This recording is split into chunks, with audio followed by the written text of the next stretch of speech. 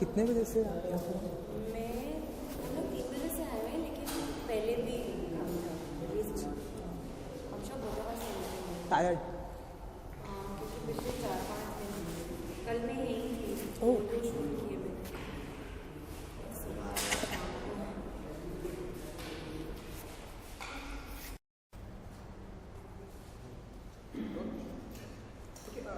जहाँ तक मैं जो ट्रेलर देखा है, एक पुलिस ऑफिसर का किरदार कर रहे हैं आप, एक जुनूनी पुलिस ऑफिसर हैं आप, एक जैसे आप कुछ बताना चाहेंगे कि कैसा है ये आपका किरदार, कैसा होगा? एक जुनूनी police officer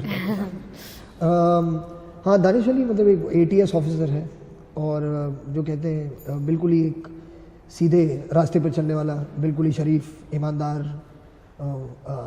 family man.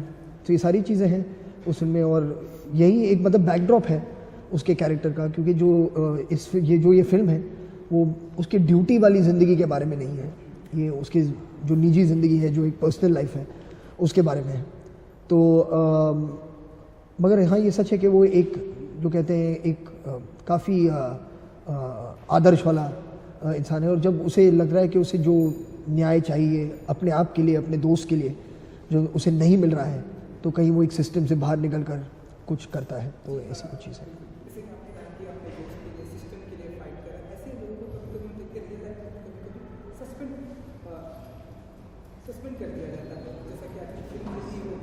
Yeah. Sorry, can you just listen? Sorry, this is Yeah, just of course. Sorry, Yeah. sorry. जैसे कि फिल्म में भी सस्पेंड कर दिया जाता है, जो ट्रेलर से तो रियल लाइफ में हम कभी कभी देखते हैं एक देशभक्त होने की वजह से कभी कभी हम देखते हैं, ऐसा सुनते हैं कि एक ऑफिसर को सस्पेंड कर दिया गया। तब जब आप सुनते हैं तो क्या फील करते हैं इस तरह की चीज़ें? सर वो बहुत अलग चीज़ें हैं, मतलब हमेशा मतलब किसी कहानी में ये इतने जो रियल लाइफ में होते हैं ऐसे पैरेलल्स इतना सीरियसली जोड़ने की ज़रूरत है नहीं, क्योंकि ये जो कहानी है मतलब एक फिक्टिशियस कहानी है, मतलब जो किरदार है हम चाहेंगे कि आप उन्हें बिलीव करें जिस वर्ल्ड में फिल्म सेट है, लेकिन ये बहुत ही एक अलग जर्नी है। मतलब इसका कुछ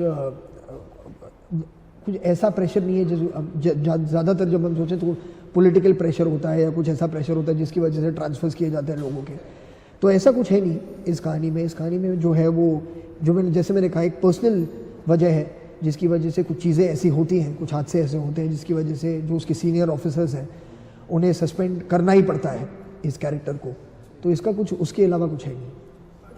जब आपको ऐसा बताया कि एक वजीर नाम की एक फिल्म बनानी है और उसमें आपको कास्ट किया जा रहा है, क्या रिएक्शन था आपका पहला? सबसे पहला मिस्टर बच्चन होंगे, सर होंगे, तो क्या रिएक्शन था आपका? जो आप इमेजिन करें वही reaction, what would be anybody's reaction of, मतलब बहुत ही एक्साइटेड थी मैं। एक तो मुझे एक्चुअली पहले पता नहीं था कि फिल्म में कौन है, क्योंकि ऐसी जो फिल्में होती हैं सब कुछ अंडर रैप्स रखते हैं जब तक सब लोग फाइनलाइज ना हो जाएं।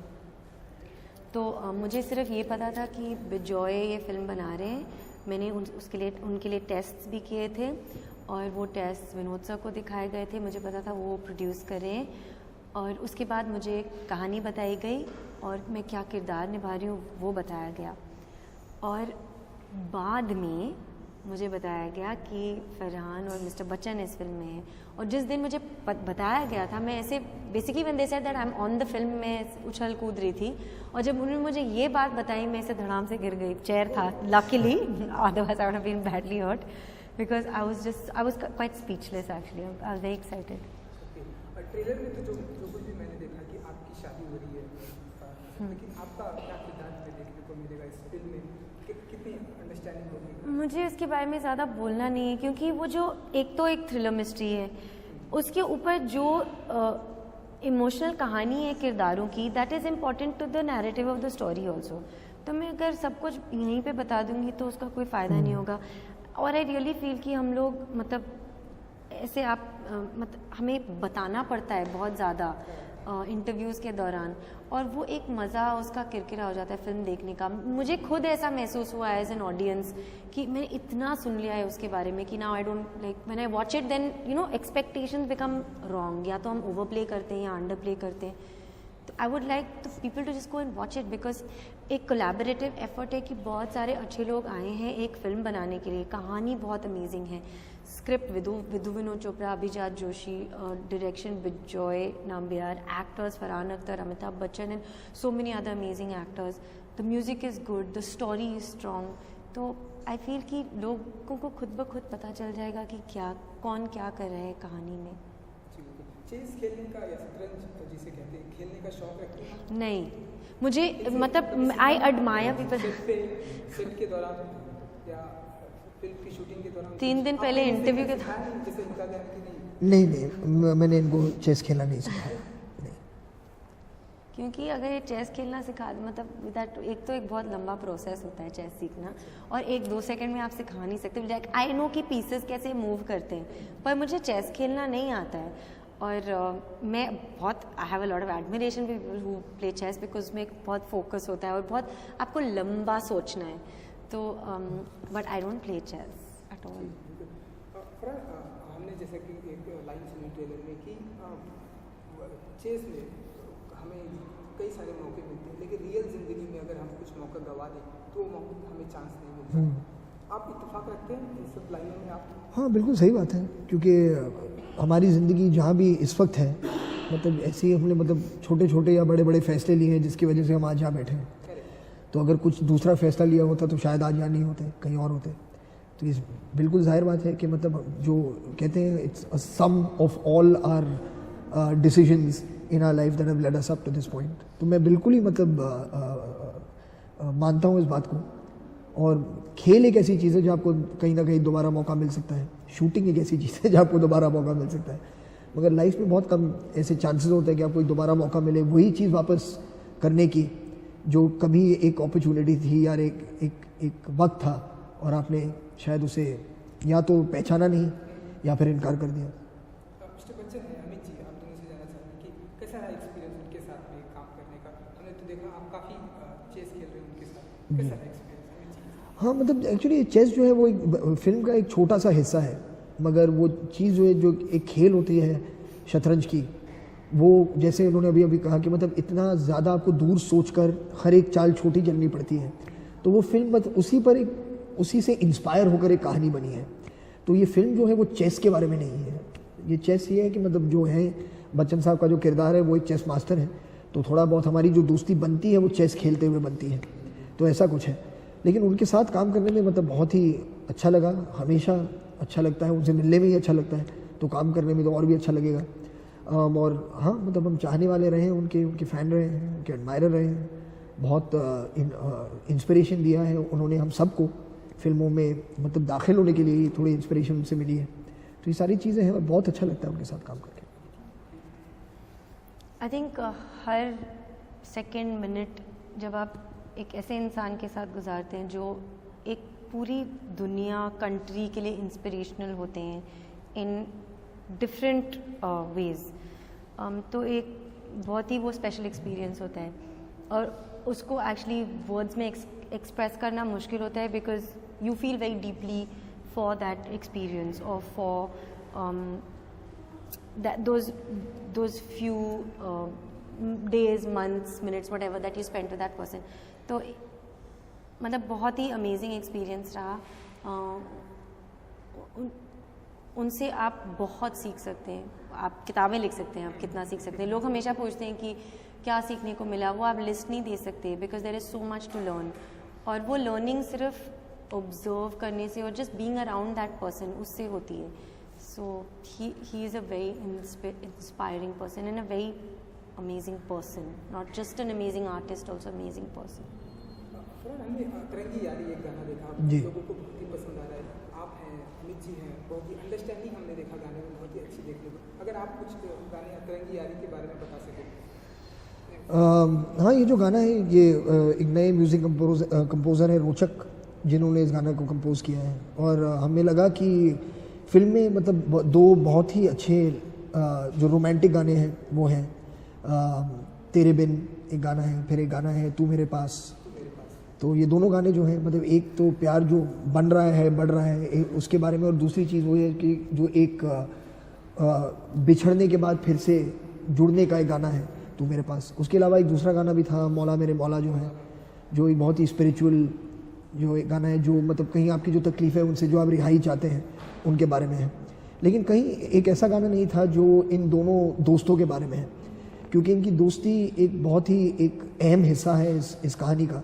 और कहीं वो एक जो एक चाहिए मतलब एक मैसेज जो जा सकता है ऑडियंस के पास कि ये भी है इस फिल्म में, वो कभी कभी सिर्फ सीन में या सिर्फ डायलॉग से जाहिर नहीं होता। कभी कभी उसके उस इमोशन को बढ़ाने के लिए एक और अगर हम क्रिएट कर सकें कुछ, तो ये गाना हमें लगा कि बहुत सही है उसके लिए। तो फिर विदु जी को लगा कि क्यों ना बच्चन साहब और आप ही गा लो इस गाने को। तो वहीं से कुछ ये इस गाने की शुरुआत हुई और बहुत ही प्यारा सा गाना है, लोगों को बहुत पसंद आ रहा है। इस वक्त नहीं सर, मैं without my friend I can't सिंग, जब तक बच्चन साहब साथ ना हो, उनके बिना मैं कैसे गाऊं।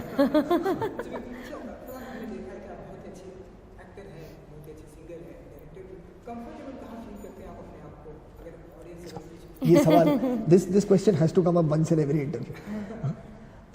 मैं अपने आप को हर डिपार्टमेंट में कंफर्टेबल फील करता हूँ, वरना मैं वहाँ होता नहीं शायद।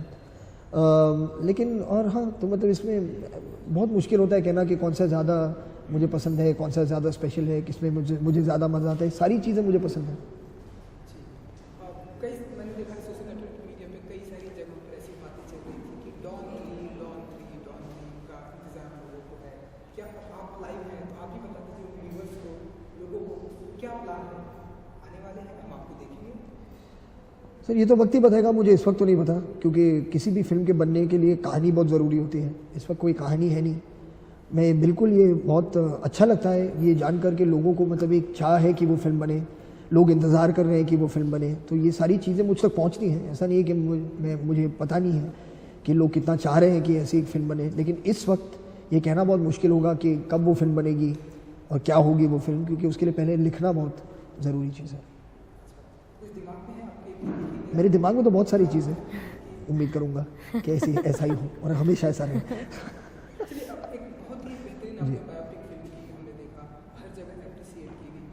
कोई अब आगे हिस्टोरिकल ऐसे कोई लेके किसी हिस्टोरिकल पे ऐसी कोई फिल्म? एक्चुअली मैं सच कहूँगा बहुत सारी ऐसी कहानियाँ हैं मतलब जो हिस्ट्री से हो या मतलब कंटेम्प्रेरी भी हो, ऐसे लोगों की जो मतलब जिनकी ज़िंदगी को देखकर आपको बहुत सीखने को मिल सकता है।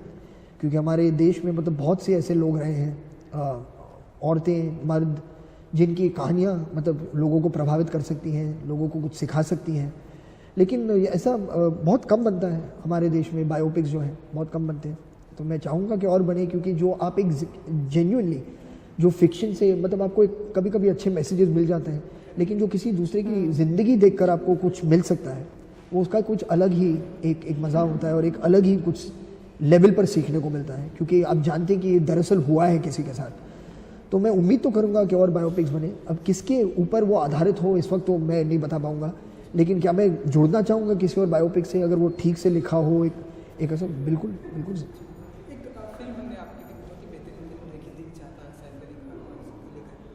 आगे अगर फ्यूचर में कोई ऐसा प्रोजेक्ट है, ऐसा प्लान कि सलमान, शाहरुख, आमिर को लेके आपको ऐसी सर आप प्लान कर रहे हैं, मैं सारी प्लान तो आप बना चुके हैं। डॉन 3 का प्लान बना चुके हैं, मेरे बायोपिक का प्लान बना चुके हैं, अब दिल चाहता है 2 का स्क्रिप्ट भी बना रहे हैं। तो सर ये देखेंगे, मतलब ये कहना कि कौन होगा उसमें, मतलब पहले कुछ लिख तो लूँ, उसके बाद सोचेंगे कि कौन उसमें फिट होगा कौन नहीं फिट होगा।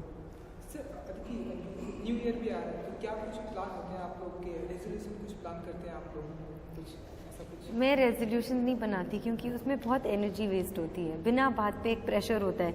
और like I think Farhan said that in another interview and I thought उसमें बहुत एक सेंस था कि वो सिर्फ एक दिन क्यों, आप पूरे दिन you can decide to do whatever it is that you want to do and set goals for yourself whatever it is, but मैं नहीं बनाती रेजोल्यूशन, जब से मैं छोटी थी तब से नहीं बनाती, वेस्ट ऑफ टाइम होता है। आपसे जानना चाहिए कैसा रहा ये साल? बहुत अच्छा रहा। कुछ फिल्में हमने बनाई थी, रिलीज़ हुई, म्यूज़िक पर भी और ज़्यादा ध्यान मैंने दिया इस साल, और शूटिंग भी काफ़ी हुई। वज़ीर की शूटिंग हुई, रॉक ऑन 2 की शूटिंग की शुरुआत हुई, वो चल रही है अब, तो बहुत सारी अच्छी अच्छी चीज़ें हो रही हैं, तो नो कंप्लेंट्स, कोई शिकायत नहीं। अदिति का तो कहना है कि वो कोई ऐसे प्लान नहीं करती न्यू ईयर के लिए। रेजोल्यूशन भी मैं भी बिल्कुल नहीं करता, बिल्कुल नहीं जी नहीं। चलिए चाहते थे हमारे व्यूवर्स को वज़ीर से क्या कुछ मैसेज मिलेगा? अब मैं क्या बताऊँ, वज़ीर से मैसेज आपको क्या मिलेगा ये तो आपको देखकर ही पता चलेगा, क्योंकि हर इंसान के लिए जो फिल्म देखता है एक अलग सी एक्सपीरियंस होती है। तो बस यही कह सकते हैं कि हमने पूरी मतलब मेहनत के साथ, पूरी लगन के साथ, प्यार के साथ और एफर्ट के साथ एक ऐसी फिल्म बनाई है जो एक भरपूर हिंदी फिल्म है, जो जिसमें हर सारी वो चीज़ है जो एक इंडियन सिनेमा जाने वाले ऑडियंस को पसंद है। तो जिसमें एक्शन है, जिसमें ड्रामा है, जिसमें लव है, जिसमें अच्छे गाने हैं। तो उम्मीद करेंगे कि आपको ये कहानी पसंद आए। मुझे यकीन है जो लोग देखेंगे उन्हें पसंद आएगी, तो मैं उम्मीद करूँगा कि आप सब जाएँ और 8 जनवरी को ये फिल्म देखें।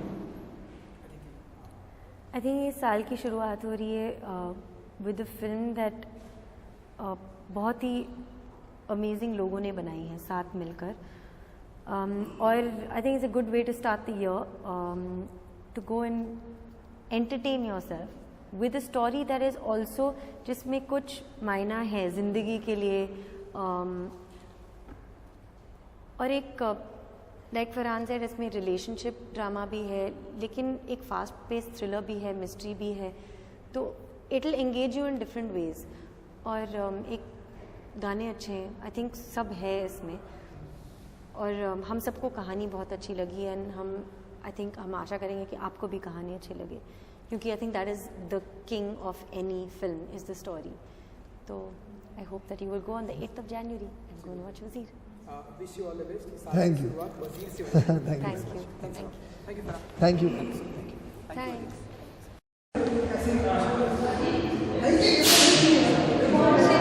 ठीक है ना?